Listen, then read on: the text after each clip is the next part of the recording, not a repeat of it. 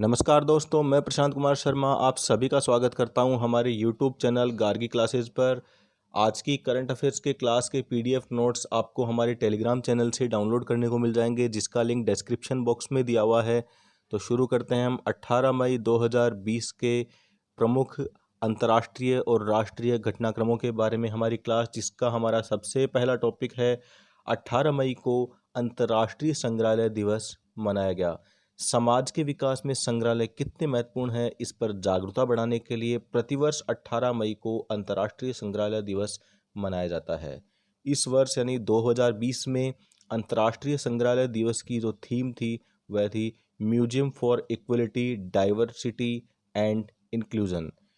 वर्ष 1977 में अंतर्राष्ट्रीय संग्रहालय दिवस की जो स्थापना है वह अंतर्राष्ट्रीय संग्रहालय परिषद यानी इंटरनेशनल काउंसिल ऑफ म्यूजियम के द्वारा की गई थी। और इस दिन का जो उद्देश्य सांस्कृतिक आदान प्रदान, संस्कृतियों का संवर्धन, पारंपरिक समझ के विकास और लोगों के बीच सहयोग और शांति के महत्वपूर्ण साधनों के रूप में जागरूकता को बढ़ाना इसका प्रमुख उद्देश्य है।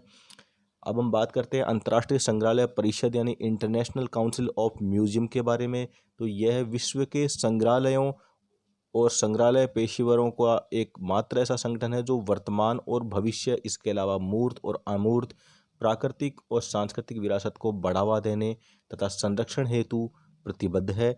और यह 1946 में बनाया गया था, जिसका मुख्यालय वर्तमान में जो फ्रांस की राजधानी है पेरिस, वहाँ स्थित है।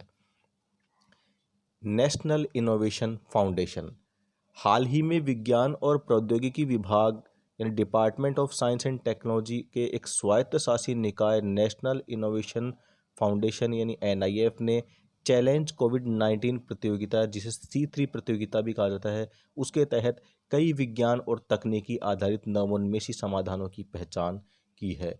यह जो अभियान है वो कोविड-19 महामारी से निपटने के लिए विचारों और नवोन्मेषणों को सामने लाने के लिए नवोन्मेषी नागरिकों को शामिल करने हेतु 31 मार्च से 10 मई 2020 तक चलाया गया था।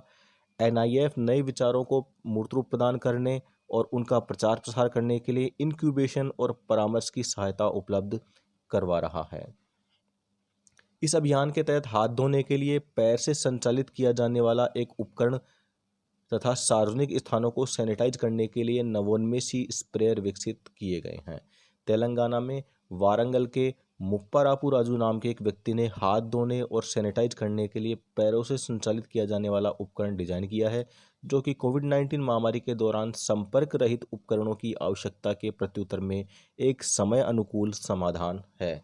अन्य समर्थित नवोन्मेषण के तहत सड़कों, सोसाइटी, दरवाजों, कंपाउंडों, दीवारों आदि जैसे बड़े क्षेत्रों को सैनिटाइज करने में सक्षम एक इनोवेटिव स्प्रेयर है। और इस स्प्रेयर मशीन के केंद्र से अधिकतम 30 फीट की दूरी और 15 फीट की ऊंचाई तक सड़कों, सोसाइटियों आदि को सैनिटाइज किया जा सकता है। इस स्प्रेयर को महाराष्ट्र के सतारा, नासिक जैसे विभिन्न शहरों में सक्रियतापूर्वक उपयोग में भी लिया जा रहा है। और हम बात करते हैं नेशनल इनोवेशन फाउंडेशन यानी NIF के बारे में। तो इसकी स्थापना मार्च 2000 के अंदर की गई थी। यह भारत सरकार के विज्ञान और तकनीकी विभाग अर्थात department of science and technology की सहायता से इसकी स्थापना की गई थी। यह जमीनी स्तर पर तकनीकी नवाचारों एवं उत्कृष्ट पारंपरिक ज्ञान को मजबूत करने के लिए भारत की एक राष्ट्रीय पहल है। अब हम बात करते हैं इसके मिशन की। तो इसका जो मिशन है, भारत को जमीनी स्तर पर तकनीकी नव प्रवर्तनों के लिए नीति और संस्थागत ज्ञान आधारित समाज बनाने के अंदर मदद करना इस NIF का प्रमुख उद्देश्य है। हाल ही में सिक्किम 16 मई 2020 को सिक्किम ने 45वां स्थापना दिवस मनाया है। 16 मई 1975 को सिक्किम भारतीय संघ का 22वां राज्य बना था। अब सिक्किम की बात करें हम, तो सिक्किम जो इसके उत्तर और उत्तर पूर्व के अंदर चीन है, इसके अलावा इसके पूर्व में भूटान, पश्चिम में नेपाल और दक्षिण पश्चिम में बंगाल से घिरा हुआ है। हम इसको मैप में एक बार फिर से थोड़ा समझने की कोशिश करते हैं। इस मैप के अंदर आप देखेंगे तो इसके उत्तर और इसके उत्तर पूर्व के अंदर आप देख पा रहे हैं, ये जो सिक्किम है, सिक्किम के उत्तर और उत्तर पूर्व के अंदर चीन है। इसके पूर्व दिशा के अंदर आप देख रहे हैं ये भूटान है, और इसके पश्चिम के अंदर नेपाल है। इसके अलावा इसके दक्षिण और दक्षिण पूर्व के अंदर इसका ये देखिए आप बांग्लादेश का जो ये भाग इसके अंदर टच है इससे। इस प्रकार से ये इसकी चतुष्सीमाएं 4 अलग अलग क्षेत्रों से घिरी हुई हैं, जिनके अंदर तीन जो क्षेत्र ऐसे हैं जो अंतर्राष्ट्रीय सीमाएं बनाते हैं, जैसे नेपाल, चीन और भूटान। यानी सिक्किम एक ऐसा राज्य है जिससे 3 देशों की अंतर्राष्ट्रीय सीमाएं भी लगती हैं, और इसके अलावा अंतर्राज्यीय सीमा इसकी केवल वेस्ट बंगाल यानी पश्चिम बंगाल से लगती है। वर्ष 1947 तक सिक्किम भारत का एक शाही राज्य था, जहां चोग्याल का शासन था। वर्ष 1947 के अंदर अब हम बात करेंगे इसके जो संवैधानिक इतिहास की, तो वर्ष 1947 में ब्रिटिश शासन के समाप्त होने के बाद सिक्किम को भारत के द्वारा रक्षित किया गया। भारत सरकार ने इसके रक्षा और विदेश मामले एवं संचार का उत्तरदायित्व लिया था। वर्ष 1974 में सिक्किम ने भारतीय संघ में सम्मिलित होने के प्रति अपनी इच्छा जताई। इसी के अनुसार भारतीय संसद के द्वारा 35वां संविधान संशोधन अधिनियम 1974 लागू किया, और इसके तहत सिक्किम को एक संबद्ध राज्य का दर्जा दिया गया, किंतु इससे सिक्किम के लोगों की ज़रूरतें पूरी नहीं हो पाई थी, क्योंकि संबद्ध राज्य का दर्जा देना उनके लिए पर्याप्त नहीं था, इसलिए उन्हें पूर्ण राज्य का दर्जा देना आवश्यक था। इसी के संदर्भ में वर्ष 1975 में एक जनमत संग्रह के दौरान सिक्किम के लोगों ने चोग्याल शासन को समाप्त करने के पक्ष में मत दिया, अर्थात उन्होंने चाहा कि चोग्याल शासन अब समाप्त कर दिया जाए, और इस तरह 36वां संविधान संशोधन अधिनियम 1975 के प्रभावी होने के बाद में सिक्किम भारतीय संघ का 22वां राज्य बन गया। यह था सिक्किम के राज्य के रूप में परिवर्तित होने का एक इतिहास, संक्षिप्त इतिहास था। अगला हमारा टॉपिक है प्रधानमंत्री ई विद्या। भारत सरकार कोविड-19 के कारण प्रभावित हो रहे शैक्षणिक वर्ष को सुचारू रूप से चलाने के लिए प्रधानमंत्री ई विद्या कार्यक्रम शुरू करने की घोषणा कर रही है। इसके अंतर्गत 12 डायरेक्ट टू होम यानी डीटीएच चैनल चलाए जाएंगे, जो कक्षा 1 से 12 तक के प्रत्येक वर्ग के लिए एक चैनल होगा, और जो छात्रों को घरों में ही पाठ्यक्रम वीडियो उपलब्ध करवाएंगे, जबकि देश के जो 100 शीर्ष उच्च शिक्षण संस्थान हैं वो नए ऑनलाइन पाठ्यक्रम शुरू करेंगे। अन्य क्षेत्रों के अंदर भारत सरकार छात्रों के भावनात्मक सुधार के लिए एक प्लेटफॉर्म जिसका नाम मनोदर्पण है उसे शुरू करने की तैयारी कर रही है। साथ ही national foundational literacy and numeracy mission भी शुरू किया जाएगा। 12 जो नए डीटीएच चैनल हैं उनमें से प्रत्येक में प्रतिदिन 6 घंटे की पाठ्य सामग्री होगी।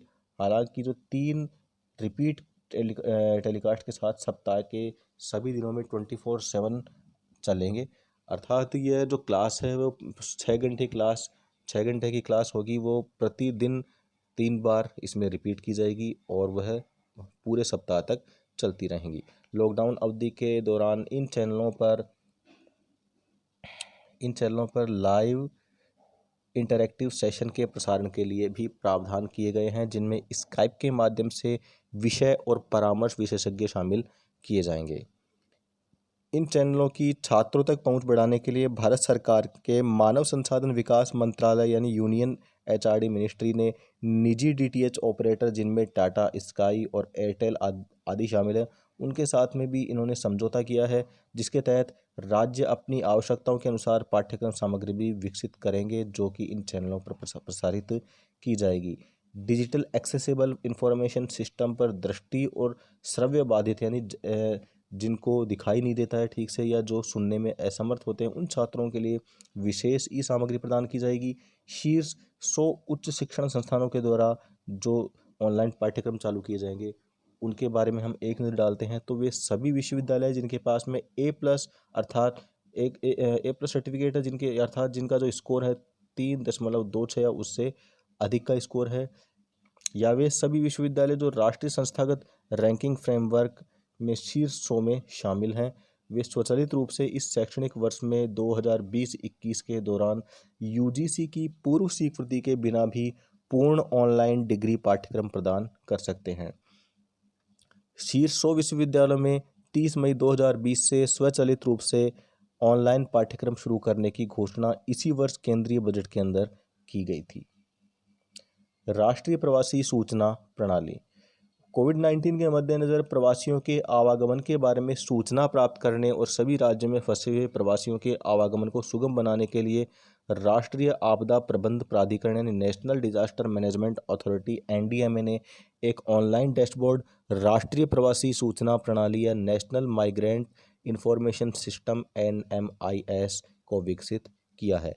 यह ऑनलाइन पोर्टल प्रवासी कामगारों के बारे में केंद्रीय कोष बनाएगा और उनके मूल स्थानों तक उनकी यात्रा को सुचारू करने के लिए अंतर्राज्यीय संचार तालमेल में यह मदद भी करेगा।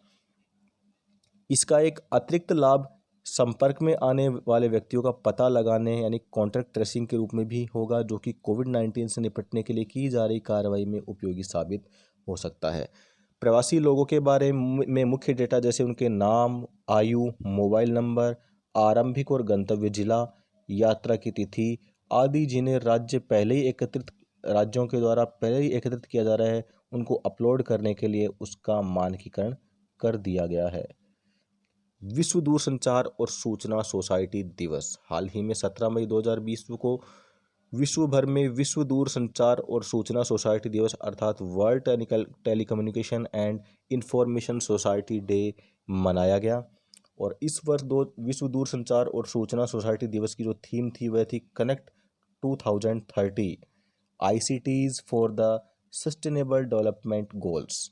यह इसकी वर्ष 2020 की थीम रही है। इसका जो उद्देश्य है वह इंटरनेट तथा अन्य सूचना और संचार प्रौद्योगिकियों का उपयोग विभिन्न समाजों और अर्थव्यवस्थाओं में बढ़ावा देने के लिए विभिन्न संभावनाओं के बारे में जागरूकता प्रदान करना इसका उद्देश्य था। इसके प्रमुख बिंदुओं की बात करें तो अंतर्राष्ट्रीय टेलीग्राफ कन्वेंशन पर हस्ताक्षर 17 मई 1865 को किया गया था। साथ ही इसी दिन अंतर्राष्ट्रीय दूरसंचार संघ यानी इंटरनेशनल टेलीकम्युनिकेशन यूनियन की स्थापना भी इसी दिन की गई थी। अतः इस 17 मई को वर्षगांठ के रूप में 1969 से प्रत्येक 17 मई को यह वर्ल्ड टेलीकम्युनिकेशन और इंफॉर्मेशन सोसाइटी डे मनाया जाता है। AIIB ने पश्चिम बंगाल की प्रमुख सिंचाई परियोजना के लिए $145 मिलियन का ऋण स्वीकृत किया है। 15 मई 2020 को एशियन इंफ्रास्ट्रक्चर इन्वेस्टमेंट बैंक यानी AIIB ने पश्चिम बंगाल में सिंचाई सुविधाओं और बाढ़ प्रबंधन को बेहतर बनाने के लिए $145 मिलियन के ऋण को मंजूरी दी है। यह परियोजना पश्चिम बंगाल की दामोदर घाटी पर केंद्रित है और इसका लाभ पश्चिम बंगाल के 5 जिलों में फैले हुए कुल 2.7 मिलियन से अधिक किसानों को मिलेगा। अर्थात ये 2.7 मिलियन से अधिक किसान इससे लाभान्वित होंगे। इस परियोजना का जो कुल मूल्य है 413.8 मिलियन डॉलर है। और AIIB के अलावा ये जो परियोजना है वो IBRD अर्थात international bank of reconstruction and development के द्वारा भी यह सह वित्त पोषित योजना है। अब हम दामोदर नदी के बारे में बात करें तो ये जो नदी है वो झारखंड और पश्चिम बंगाल के अंदर बहती है, झारखंड में और पश्चिम बंगाल में। और इस नदी को बंगाल का शोक भी कहा जाता है क्योंकि इस नदी में अक्सर बाढ़ आती रहती है और यह पश्चिम बंगाल के बहुत से इलाकों को जलमग्न कर देती है, इसीलिए इसे बंगाल का शोक भी कहा जाता है। दामोदर नदी की कुछ प्रमुख सहायक नदियों में हम बात करें तो वो हैं हाहारो, बराकर, बोकारो, कोनार, घारी, जमुनिया, खड़िया, गुइया और भीरा। ये कुछ नदियां हैं जो कि दामोदर नदी की सहायक नदियां हैं। और ये जो नदी है वो छोटा नागपुर के पठार से होकर के बहती है। छोटा नागपुर के पठार की बात करें तो यह पूर्वी भारत का एक पठार है। इसमें ओडिशा राज्य, छत्तीसगढ़ और पश्चिम बंगाल शामिल है। पलामू टाइगर रिजर्व और संजय राष्ट्रीय उद्यान इसी पठार में स्थित हैं और लगभग 6% पठार संरक्षित क्षेत्र में स्थित हैं। यह पठार चूना पत्थर, लौह अयस्क, तांबा, बॉक्साइट, अभ्रक और कोयले जैसे खनिजों का प्रमुख भंडार गृह है। और इसी के साथ हमारे आज की करंट अफेयर्स के सभी टॉपिक्स कंप्लीट हो गए हैं। और अब बारी है हमारे आज के प्रश्न की। तो हमारा आज का जो प्रश्न है वो है, हाल ही में एशियन डेवलपमेंट बैंक ADB के द्वारा जारी रिपोर्ट के अनुसार कोरोना महामारी के कारण वैश्विक अर्थव्यवस्था को कितना नुकसान होने की संभावना जताई गई है। आप अपने जवाब को वीडियो को पॉज करके ढूंढ सकते हैं। तो इसका सही जवाब है एशियन डेवलपमेंट बैंक की जो रिपोर्ट है उसके अनुसार लगभग 5,800 अरब डॉलर से 8,500 अरब डॉलर की जो नुकसान है वो वैश्विक अर्थव्यवस्था को हो सकता है। एडीबी ने 15 मई 2020 को एक रिपोर्ट जारी की थी जिसके तहत ये बताया था कि वैश्विक अर्थव्यवस्था को 5,800 अरब डॉलर से लेकर के 8,500 अरब डॉलर तक का नुकसान हो सकता है, जो कि वैश्विक जीडीपी का 6.4% से 9.7% तक माना जा सकता है। इसके अलावा इसमें यह भी बताया गया इस रिपोर्ट में कि जो साउथ एशिया है उसकी जीडीपी 142 से 218 अरब डॉलर तक प्रभावित हो सकती है और इसके अंदर भी 3.9% से 6% तक की कमी देखी जा सकती है। और इसी के साथ में हमारी आज की करंट अफेयर्स की क्लास के सभी टॉपिक्स कंप्लीट हैं और हमारी क्लास अब कंप्लीट होती है। Thank you.